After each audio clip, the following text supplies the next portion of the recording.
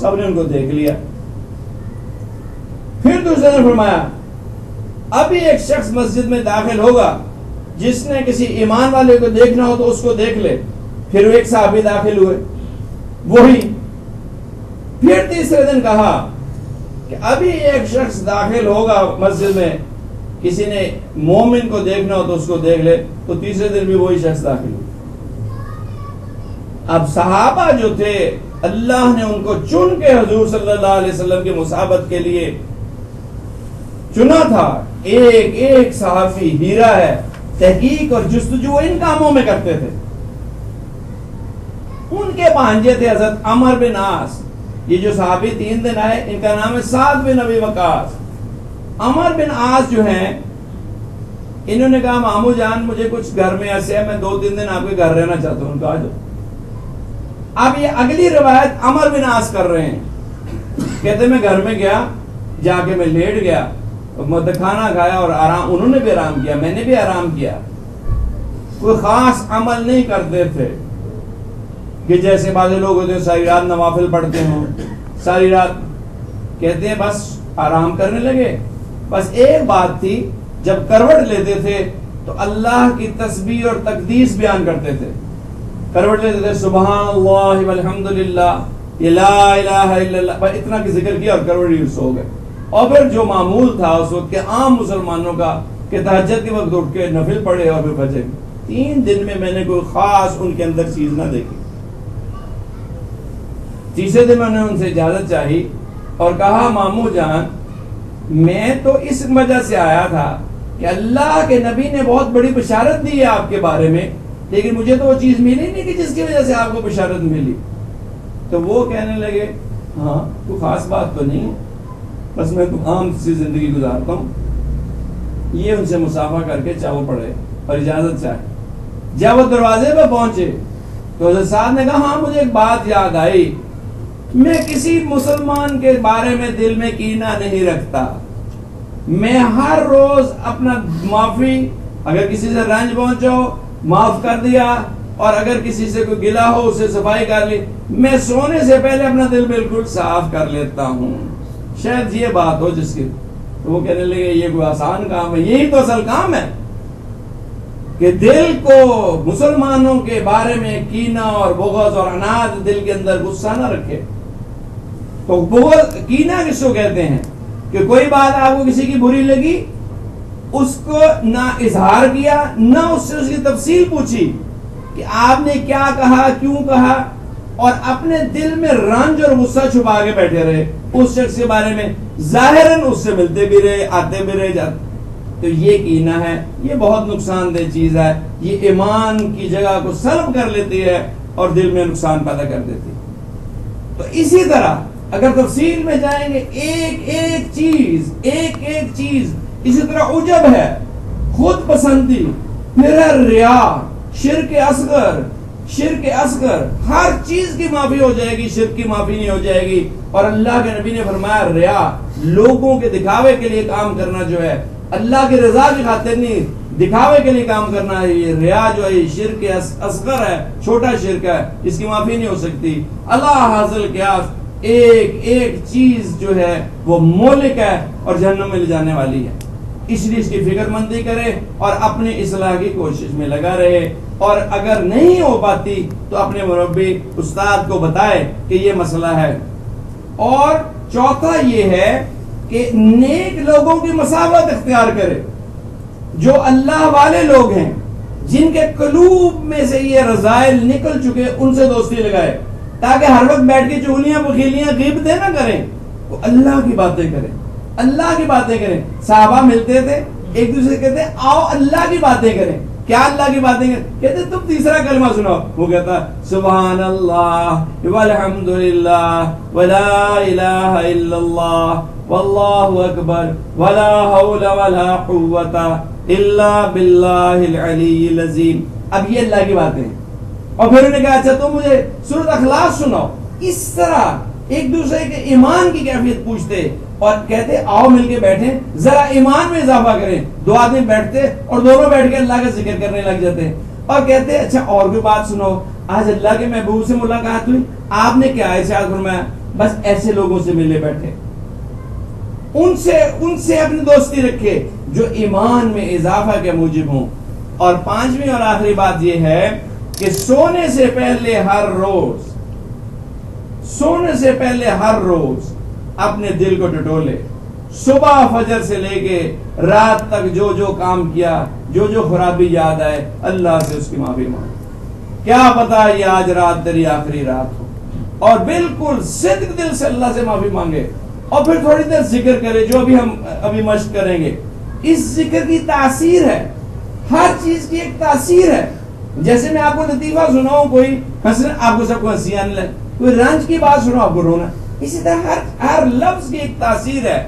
تو اللہ کے نام کی ایک تاثیر ہے جو بزرگوں نے تجربے سے سیکھی ہے کہ اس نام کے دل میں بار بار آنے سے اللہ کی محبت دل میں آتی ہے اور رذائل دور ہوتے ہیں، اللہ کی معرفت کا نور دل میں آتا ہے، اللہ کی محبت کا نور دل میں آتا ہے، اور جو رذائل ہیں اور گند ہے وہ دھلتا ہے۔ فارسی میں کہتے ہیں جو خالی کمرہ ہوتا ہے اس میں دیو قبضہ کر لیتا ہے۔ تو جس دل میں ذکر کا نور نہیں ہے اس میں شیطان اور نفس اور گندگی اور غلاظت آ جاتی ہے۔ اس لیے تھوڑی دیر سونے سے پہلے خوب ذکر کرے اور پھر اللہ سے معافی مانگے اور پھر سو جائے اور پھر صبح اٹھے اور پھر یہی کام۔ تو یہ مشق کرتا رہے گا تو اللہ کو اس پہ ترس آئے گا اور اللہ اس کے دل کی اصلاح کر دے گا۔ اور نہ بھی اصلاح ہوئی تو امید ہے کہ قیامت والے دن اصلاح یافتہ لوگوں کے اندر بیدار کیا جائے گا۔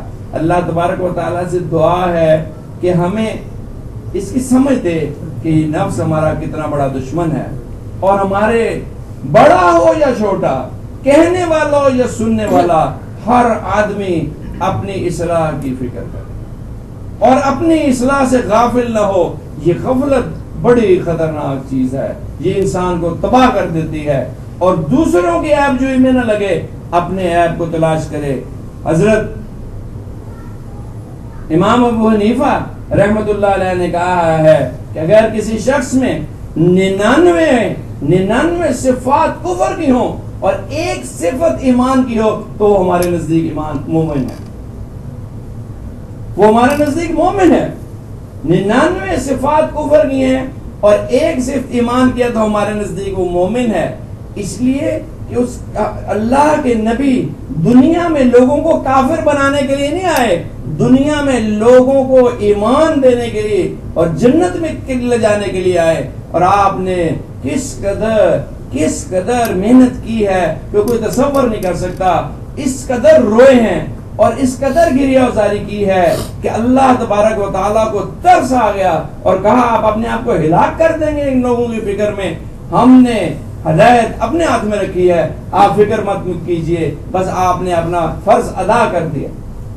تو اللہ کے نبی تو اتنی فکر کریں امت کی، اور ہم ان کے امتیوں سے نفرت کریں اور ان کے عیب جوئی کریں، یہ بڑی شرم کی بات ہے۔ ہر مومن، ہر مسلمان، چاہے نام کا مسلمان ہو، اس کو اپنے سے اچھا سمجھے اور اس سے محبت کرے اور اس کو قریب لانے کی کوشش کرے، اس کے عیب کو سے دور کرنے کی کوشش کرے۔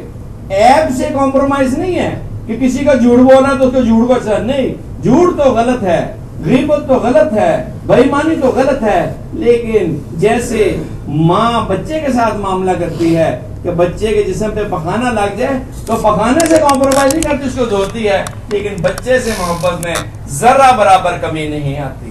اسی طرح ہمارا بھی ہونا چاہیے کہ اپنے مسلمان بھائیوں سے محبت اور عقیدت اور ان سے تعلق اور ان سے جو ہے رواداری قائم رکھیں، لیکن کوشش کریں کہ ہم سب کی اصلاح ہو جائے۔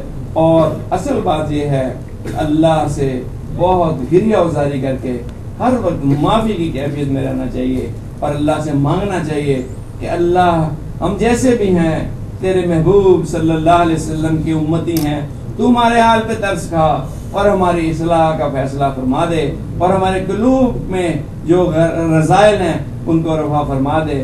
امید ہے اللہ کی ذات بڑی کریم ہے، بڑی کریم ہے، وہ معاف کر دے گا۔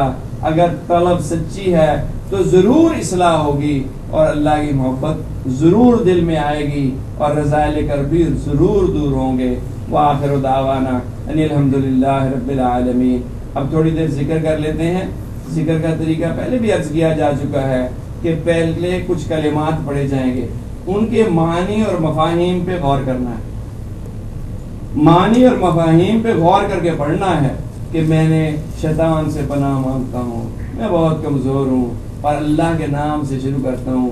اللہ کا نام بڑی برکت والا نام ہے، اور کلمہ پڑھے نئے سرے سے میں اسلام میں داخل ہوتا ہوں، جو پیچھے ہوا سو ہوا، اور اللہ سے اپنے گناہوں کی معافی مانگ لے، اور اس کے بعد جو ہے حضور صلی اللہ علیہ وسلم کے احسانات کی طرف ایک دفعہ خیال لے کے جائے کہ دیکھو تو صحیح کس طرح انہوں نے ساری رات روئے ہیں ہماری وجہ سے، ساری رات سجدے میں پڑھ کے دعائیں کی ہیں۔ اس اعتبار سے درود شریف پڑھے، اور پھر شجرہ پڑھا جائے گا۔ شجرہ ان بزرگوں کے نام ہیں جن کے ذریعے سے ذکر کا طریقہ ہم تک پہنچا ہے، ہمارا اپنا یہ ایجاد کردہ نہیں ہے، سینہ و سینہ نسل بہ نسل آگے آ رہا ہے۔ اور اس کے بعد تھوڑی دیر آنکھیں بند کر لے، اور زبان کو نہیں ہلانا، اور دل میں اللہ کو پکارنا ہے، اللہ کے اسم ذات کے ساتھ، اللہ اللہ اللہ اللہ۔ جیسے میں بات کر رہا ہوں آپ سن رہے ہیں، ایسے دل سے جب اللہ کو پکاریں گے تو اللہ تبارک و تعالیٰ سنے گا، اور اس کا رسپانس، اس کا جواب آئے گا۔ وہ یہ ہے کہ اللہ کی ایک رحمت آئے گی، اور وہ دل میں اترے گی، اور اس سے دل کی صفائی ہوگی، اور دل میں نور آئے گا۔ اگر کوئی غور کرے گا اور اللہ چاہے گا تو اس کو وہ نور آتا ہوا محسوس بھی ہوگا۔ اللہ تبارک و تعالیٰ ہمیں نصیب فرمائے۔ جی یہ سلیم پڑھے۔ اعوذ باللہ من الشیطان الرجیم بسم اللہ الرحمن الرحیم۔ اعوذ باللہ من الشیطان الرجیم بسم اللہ الرحمن الرحیم۔ اعوذ باللہ من الشیطان الرجیم بسم اللہ الرحمن الرحیم۔ اعوذ باللہ من الشیطان الرجیم بسم اللہ الرحمن الرحیم۔ اعوذ باللہ من الشیطان الرجیم بسم اللہ الرحمن الرحیم۔ اعوذ باللہ من الشیطان الرجیم بسم اللہ الرحمن الرحیم۔ لا الہ الا اللہ محمد رسول اللہ۔ لا الہ الا اللہ محمد رسول اللہ۔ لا الہ الا اللہ محمد رسول اللہ۔ لا الہ الا اللہ محمد رسول اللہ۔ لا الہ الا اللہ محمد رسول اللہ۔ لا الہ الا اللہ محمد رسول اللہ۔ استغفر اللہ ربی من کل ذنب واتوب الیہ۔ استغفر اللہ ربی من کل ذنب واتوب الیہ۔